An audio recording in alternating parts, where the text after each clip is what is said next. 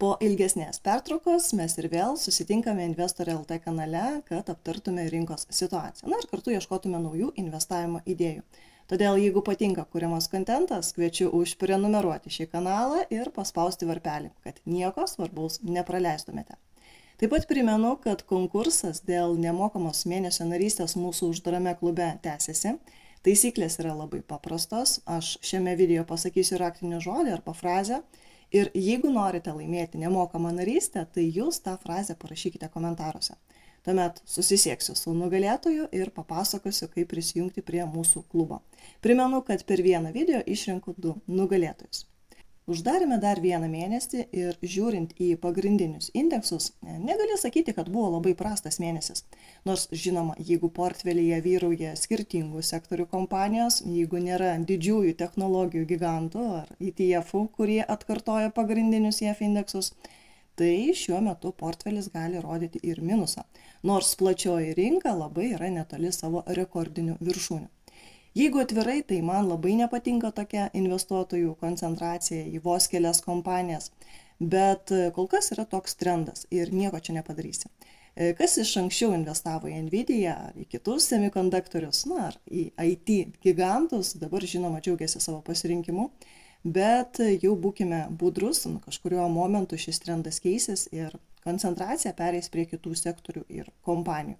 Investuotojai vertins, kad kompanijos brangios, perpirktos, kad jų kaina neatitinka potencialo ir atkreips dėmesį į pigias, perparduotas kompanijas, kurios prognozuoja daug didesnį pelno augimą nei kai kurie gigantai. O kad koncentracija į technologijų gigantus po truputį senka, tai mes matome iš paskutinių rezultatų. Jeigu žiūrėti viso mėnesio trendą, tai labiausiai augo technologijų sektorius, kaip matome, plus beveik 9,5%. Taip pat stebėjome, kaip atsigauna utilities kompanijos, apie kompanijas iš šio sektoriaus, aš kaip galima idėją dalinausi atskiruose video, kai jos dar buvo pigios, neįvertintos. Ir tie, kas tuomet jas įsigijo, tikrai mato neblogus rezultatus portfelyje. Ypač gražiai atšoko Next Era Energy, Dominion kompanijos, ir aišku kitos kompanijos iš šio sektoriaus. O štai technologijų sektorius, žiūrint į savaitės rezultatus, matome jau nežymę korekciją žemyn. Dėl tokio rezultato prisidėjo ir kelios netokios geros ketvirtinės ataskaitos, kurios buvo paskutiniu metu. Jos šiek tiek patempė kompanijas iš šio sektoriaus žemyn, apie jas dar pasikalbėsime vėliau. Todėl dabar labai bus įdomu, kaipgi rinkos judės artimiausios savaitės. Gali būti, aišku, kad stebėsime neapibrėžtumą rinkoje, kai investuotojai neįtin skubės išpirkti visus pakritimus, kas buvo daroma iki šiol. Ir toks neapibrėžtumas gali jaustis iki pat birželio 12 dienos.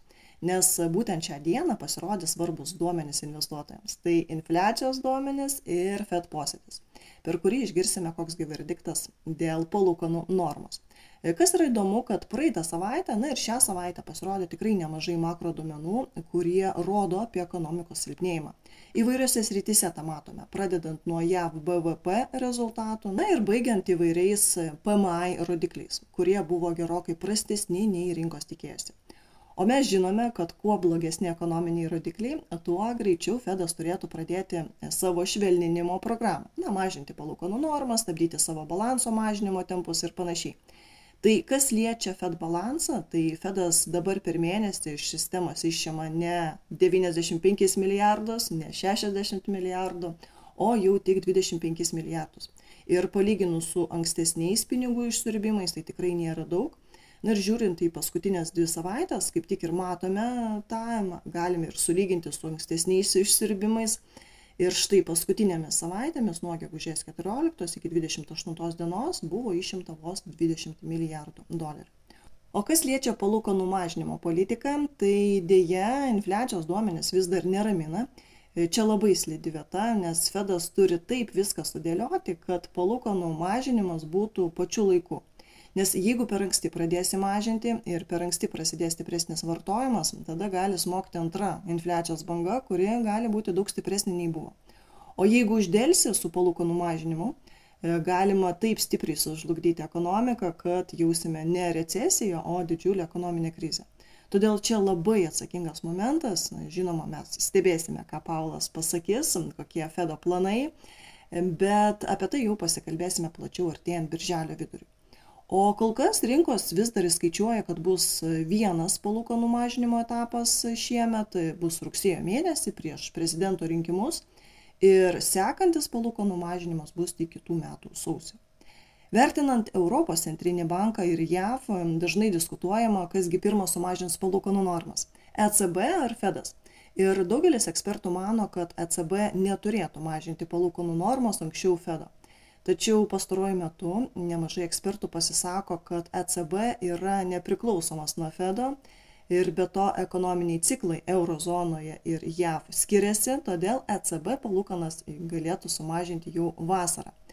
Kad ir kaip skirtųsi jų pinigų politika, bet aišku, tam tikrų momentų ECB gali priklausyti nuo Fedo veiksmų, nes Amerikos ekonomika daro įtaką viso pasaulio ekonomikai.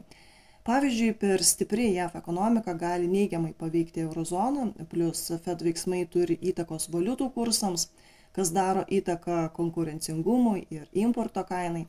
Bet žiūrint į istoriją, ECB retai sekė Fedą. Nuo 1999 metų buvo 4 Fed veiksmų ciklai ir daugumoje jų ECB veikia nepriklausomai.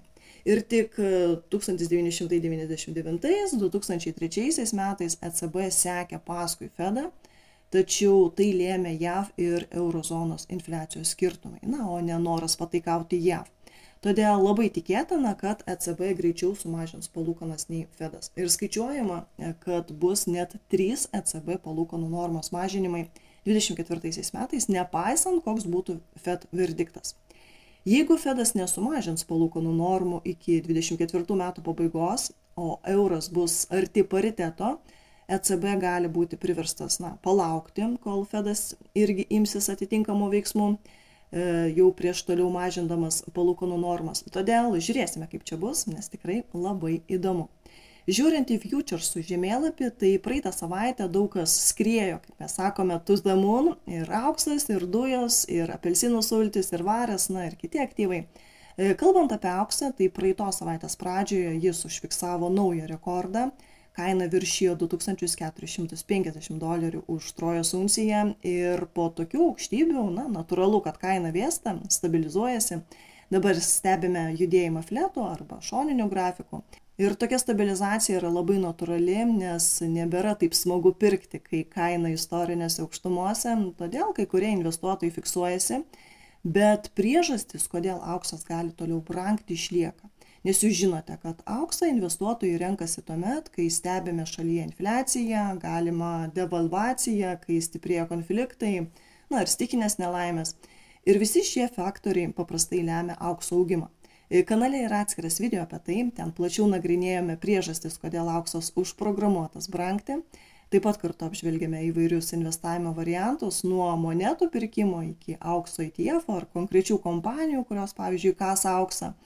Ir kas pasinaudojo idėją investuoti, pavyzdžiui, į aukso kasėjus, tai tikrai dabar džiaugiasi rezultatais.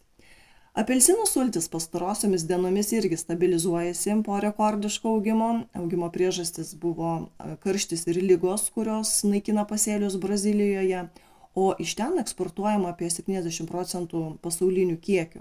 Ir vertinama, kad laukia prasčiausias derlius per 36 metus. Bet šią savaitę pasirodė pranešimai, kad kai apelsinų kainos muša rekordus, tai pradedama mąstyti apie alternatyvių vaisių sultis ir manoma, kad apelsinus gali pakeisti mandarinai, kurie jau yra netokie opūs orams ir jiems mažiau gresia trūkumas. Todėl rinkos dalyviai pradėjo kainas perkainuoti. Dėl sausų orų augo, kaip matome, ilgą laiką ir kviečių kainos, nors jeigu vertinti tik tai šią savaitę, tai čia irgi matome atvėsimą. Lygiai ta pati situacija yra ir su variu. Praeitą savaitę buvo vienas iš rekordininkų, o šią jau, kaip matome, vėsta. Grafike viena žvakė žymi vieną dieną. Vario augimas buvo siejamas su tuo, kad Kinijos nekilnojamo turto sektoriaus rėmimas viršijo lūkesčius, plus buvo didesnis nei tikėtasi Kinijos pramonės produkcijos augimas balandžio mėnesį. Dujos irgi demonstruoja panašią dinamiką, praeitą savaitę stipriau brango, o šią irgi vėsta. Nors kondicionavimo sezonas tik prasideda, todėl čia dar potencialo turėtų būti. Todėl, aišku, bus labai įdomu, kaip rinkos judės kitą savaitę. Na, o žiūrint į kompanijų žemėlapį už mėnesį, tai matome mums jau įprastą vaizdą, ryškiai žaliuoja Big Techai, Semiconductors, Nvidia po stulbinančio ketvirčio rezultato pristatymo. Na ir paskelbimo apie splitą matome, kaip eilinį kartą skrieja į kosmosą, plus 32% per mėnesį. Beje, dabar Nvidia akcijos vertos daugiau nei visa Vokietijos akcijų rinka. Ir kitą įdomų grafiką radau, irgi norėjau su jumis pasidalinti, tai yra rinkoje yra ETF-ai, kurie su svertu siūlo investuoti į Nvidia akcijas. Ir matome rekordinės savaitės apimtis būtent tokių ETF-ų. Vertinant pastaruosius metus sverto ETF-ą, kuris seka Nvidia su dvigubu svertu 2x, išaugo 450%, o ETF-as, kuris priešingai stato prieš Nvidia, irgi su dvigubu statymu 2x, tai kas investavo į tokį ETF-ą, kaip matome, kaip mes sakome, ETF shortui, tai tokie investuotojai per metus prarado 86%. Taip pat ir Apple kompanija, kaip matome, stipriau žaliuoja, bet čia jau sužaidė jų pranešimas apie rekordinius baibekus, ir šią savaitę pasirodė žinia, kad nebe taip stipriai krenta jų pardavimai. Tiksliau, iPhone siuntų skaičius Kinijoje padidėjo 52%, vertinant šių metų balandžio mėnesį su praeitų metų tuo pačiu mėnesiu. Kinijos išmaniųjų telefonų rinka pradėjo atsigauti, o iPhone pardavimai šalyje nebemažėja, rašo Media. Na, o kalbant apie akcijų išpirkimą apskritai, ne tik apie rekordinius Apple baibekus, tai kaip matome iš grafiko, 2024 metų antrajame ketvirtyje JAV buvo išpirkta daugiausia savų akcijų per pastaruosius 8 ketvirčius. Įmonėms, kaip matome, yra nesvarbu, ar akcijos brangios ar ne, ir kol ši tendencija išliks, tol bus papildomo kuro akcijoms toliau augti. Norint laimėti 1 mėnesio nemokamą narystę mūsų uždarame klube, komentaruose parašykite frazę investuotojų atostogos. Jūs žinote, kad ieškant idėjų galima pasidomėti būtent tomis įmonėmis, kurios stipriau buvo išparduotos, kurios momente yra netokios investuotojų geidžiamos kompanijos. Ir po ataskaitos, kaip matome, stipriau pasikoregavo kompanija tikeriu CRM, tai Salesforce kompanija. Mėnesio rezultatas minus beveik 13%, investuotojai labai nepatenkinti dėl artimiausios ateities gairių, nors pati ataskaita tikrai nebuvo labai silpna.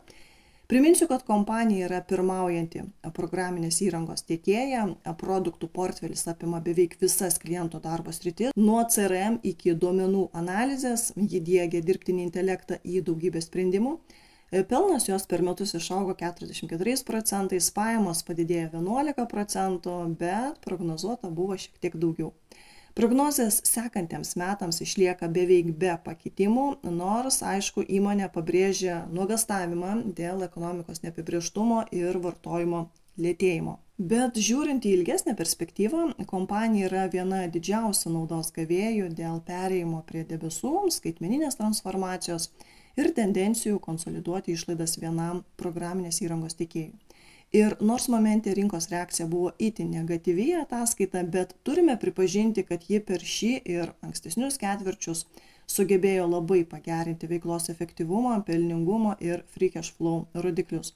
Todėl tikintis laipsniško rinkos atsigavimo, kuris tęsiasi ir 2025 metais, kompanija tikrai gali atrodyti visai įdomi. Kompanija kol kas sustojo ant tikslinės kainos ribos, kuri būtent šiuo metu baigia galioti. Na ir žiūrint į sekančių metų arba pusantrų metų perspektyvą, tai tikrai turime dar apie 15% neįvertinimą. O kita įdomi kompanija, kuri irgi atrodo neįvertinta, tai yra Adobe, tikeris ADBE. Tai yra programinės įrangos technologijų milžinė ir taip pat viena iš pagrindinių AI bumo naudos gavėjų. Ji ne tik pramonės lyderis, kuris integruoja daug dirbtinio intelekto paslaugų vienoje platformoje, bet bendrovė ir toliau plėtoja visų savo produktų ir AI Firefly integraciją Adobe Gen Studio platformoje, kuri labai pagerina visos platformos vertės pasiūlymą ir supaprastina pardavimo procesą. Ir čia jau potencialas iki mano tikslinės kainos yra gerokai didesnis, beveik 40%, todėl toks pakritimas galbūt atveria neblogas galimybės. Na, aš pati įsigijau šios kompanijos akcijų ir kadangi pasidalinau savo tikslinę kainą, tai dabar kartu stebėsime, kadagi ji priartės prie tos kainos. Kaip matome, prieš tai buvusi tikslinė kaina puikiai atidirbo. Na ir dar vertėtų atkreipti dėmesį į išparduotas medicinos kompanijos atstovės, kol kas investuotojai dar vis nežiūri į Pfizer ar BMI kompanijas. Na, bet žiūrint apskritai šį sektorių, reikia turėti omeny tai, kad ilguoju periodu šis sektorius bus labai patrauklus. Na, vien dėl to, kad mažėja gimstamumas, visuomenė sensta, ypač tas jaučiama Europoje ir JAV, todėl medicinos atstovai bus tikrai labai reikalingi. Ir jeigu nenorime atsirinkinėti atskirų kompanijų, tai galime rinktis tiesiog ETF, kuris orientuotas į šio sektoriaus kompanijas. Ačiū Jums, kad buvote kartu ir iki kitų susitikimų.